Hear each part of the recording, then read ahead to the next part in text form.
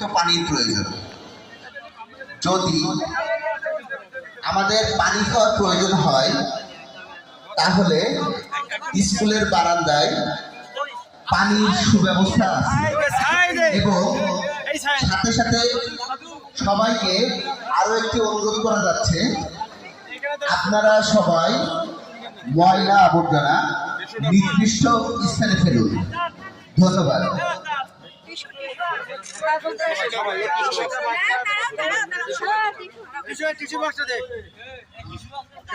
এ পর্যায়ে